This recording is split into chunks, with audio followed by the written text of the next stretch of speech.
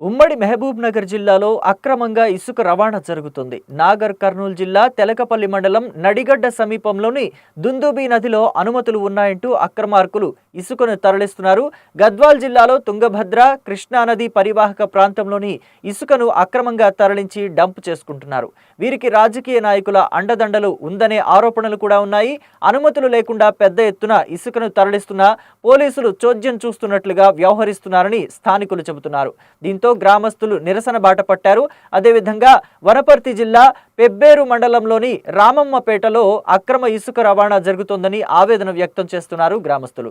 ఈ గ్రామానికి సమీపంలో ఇసుక వాగు ఉండటంతో ఇక్కడి నుంచి పెద్ద మొత్తంలో ఇసుకను అక్రమంగా తరలిస్తున్నారని గ్రామస్తులు ఆరోపిస్తున్నారు. ప్రభుత్వం నుంచి ఒక్క వాహనం ఇసుక రవాణాకు అనుమతి తీసుకుని 4-5 వాహనాలతో తరలిస్తున్నారని ఆగ్రహం వ్యక్తం చేస్తున్నారు. జిల్లా స్థాయి పోలీసు అధికారులు తనిఖీలు నిర్వహించినప్పుడు 1-2 వాహనాలపై కేసులు పెట్టి చేతులు దులుపుకుంటున్నారని స్థానికులు చెబుతున్నారు. నా పేరు అనంతమ్మ. ఇసుక బండ్లు ఆపుతున్నాం, ఇక్కడ ఆపుతుంటే ఆగుతలేరు. వాళ్ళ బుద్ధి పెట్టినట్టే పోతున్నారు, వాళ్ళ బుద్ధి పెట్టినట్టే వస్తున్నారు. ఇంకా మేము ఆడ 5,000 కట్టొచ్చినాం, 10,000 కట్టొచ్చినాము ఉంటున్నాను అంటారు. మేము ఎవరికి చెప్పుకున్నాలే? ఆ దుమ్ములో ఎవడు పడాలే? అది ఇట్లా బండి తీసుకొని పోతుంటే కూడా బండికి అది ఇస్తలేరు, సైడ్ ఇస్తలేరు. మళ్ళీ వాళ్ళని ఏం చేయాలి ఇప్పుడు? ఈడ మళ్ళీ వేస్తే చెరువు కట్ట మీద పోయి.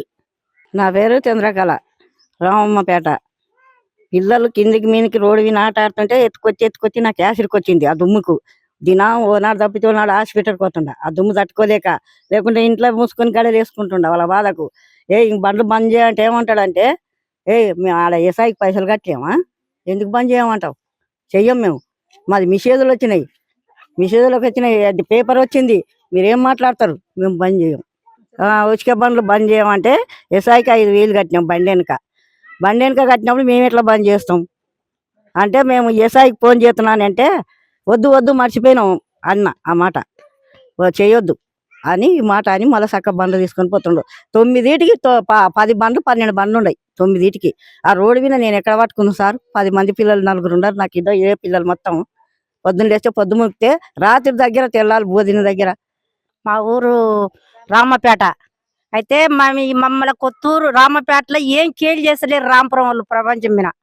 పొద్దున 5 గంటలకు పెడితే తెలంగాణ 5 గంటలకు పెడితే రాత్రికి 9 గంటల దగ్గర బండ్లు నడుస్తున్నాయి, ఉసుక బండ్లు నడుస్తున్నాయి. మళ్ళీ మేము ఎట్లా భరించుకున్నాలి? పిల్లలు ఉండరు, పెద్దలు ఉండరు, ముసలోళ్ళు ఉండరు, దొగ్గులాడుతారు. మళ్ళీ ఆ సొంటలో నల్ల పరిస్థితి ఏంది? సరే సగంగా రోడ్డు పోటీ పోతేనే మీరు సైడ్ సకరంగా ఇయ్యరు. మరి ఈ ఊర్లో ఎట్లా తిరగాలి మేము? ఎన్ని దినాలు ఇట్లా కొట్టుకుంటూ ఉంటారు? చెరకట్ట అయిన వానికి వాళ్ళ కానులు ఏముంది?